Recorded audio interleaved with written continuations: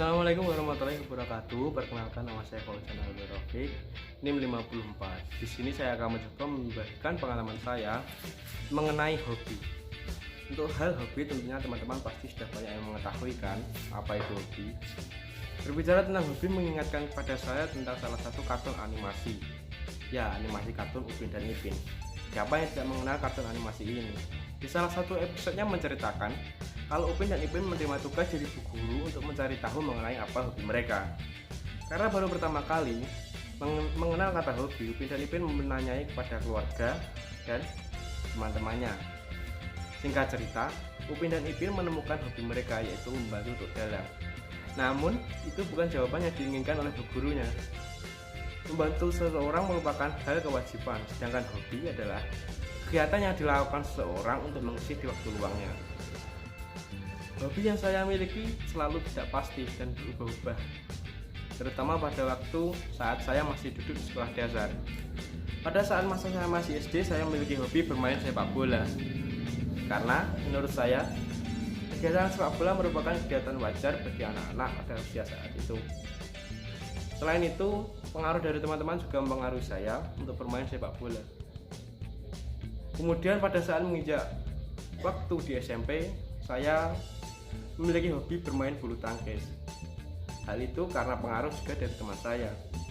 Karena saya berasal dari desa dan teman-teman juga ada yang berasal dari kota. Jadi mau tidak mau, saya harus membaur kepada anak-anak kota.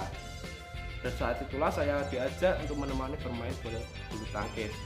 Akhirnya saya ikut serta dalam kegiatan bermain bulu tangkis. Dan kami melakukan latihan rutin bulu tangkis sekitar seminggu sekali.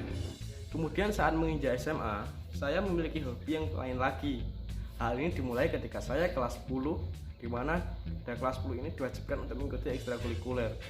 Karena saya penasaran dengan salah satu ekstrakurikuler, saya mencoba untuk mendaftarkan diri mengikuti ekskul tersebut. Ya, saya memilih kegiatan ekstrakurikuler PALA atau pecinta alam. Ternyata kegiatan dari ekstrakurikuler ini tidak hanya soal mendaki atau jalan-jalan saja. Banyak juga kegiatan yang berguna untuk masyarakat di sekitar sekolahan. Kami diajarkan bagaimana cara mengelola dan mengolah potensi alam yang ada di sekitar sekolah. Selain itu, kami juga berusaha untuk melakukan reboisasi untuk menjaga keseimbangan alam yang ada di sekolah itu. Namun tidak ada kegiatan lain yang ditunggu-tunggu lagi kecuali kegiatan mendaki atau menjelajah. Siapa yang tidak senang ketika diajak berjalan-jalan? Pengalaman pertama saya dalam mendaki adalah menaklukkan Gunung Wilis, yaitu gunung yang ada di daerah saya di Kabupaten Nganjuk. Trek Gunung Wilis tidak begitu tajam dan banyak trek yang landai sehingga sangat cocok bagi pemula.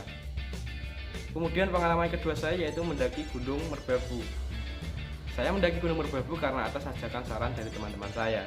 Katanya, keindahan dari Gunung Merbabu itu sangat indah, terutama sabana duanya yang terpapar luas dengan bunga edelweiss. Dari puncak Gunung Merbabu, saya dapat melihat sunrise dan juga dapat melihat puncak dari gunung-gunung lain seperti Gunung Merapi, Gunung Lawu, Gunung Sindoro, dan Gunung Sumbe. Hal yang paling berkesan bagi saya saat mendaki adalah ketika saya menaklukkan Gunung Semeru. Siapa yang tidak kenal dengan Gunung Semeru, yaitu gunung tertinggi yang ada di Pulau Jawa. Perjalanan menuju puncak Mahameru tidaklah gampang, seperti kita membalikkan telapak tangan.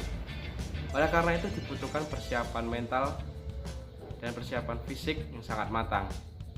Sehingga saya memutuskan untuk berangkat bersama rombongan dalam jumlah yang besar, agar dapat saling tolong-menolong nantinya. Karena kami berangkat rombongan dan dalam jumlah yang banyak, kami selalu saling menyemangati dan saling memberikan support. Dan pada akhirnya, saya dan beberapa teman saya dapat mencapai puncak Mahameru. Ada juga beberapa teman saya yang tidak dapat sampai ke puncak. Banyak hal yang karena dinginnya cuaca dan juga lelahnya dalam perjalanan, dan juga ada beberapa yang merasakan sakit. Dari mendaki, banyak hal serta pelajaran yang saya dapatkan, terutama yaitu pelajaran untuk mengesampingkan ego, di mana kita sebagai manusia sosial tidak boleh mementingkan kepentingan diri sendiri. Contohnya yaitu adalah ketika saya berbagi air minum kepada teman saya. Selain itu, kita juga diajarkan untuk menjaga sopan santun atau attitude kita, terutama saat bertemu dengan pendaki lain, di mana kita saling sapa dan sudah seperti keluarga. Jadi selain keindahan gunung yang begitu cantik, ada juga hal-hal yang lain yang dapat membuat saya ketagihan untuk mendaki gunung. Sehingga dari SMA sampai sekarang, mendaki merupakanlah kegiatan yang saya sukai dan akhirnya menjadi hobi saya. Sekian yang dapat saya sampaikan, kurang lebihnya saya mohon maaf yang sebesar-besarnya. Wabillahi taufiq wal hidayah. Wassalamualaikum warahmatullahi wabarakatuh.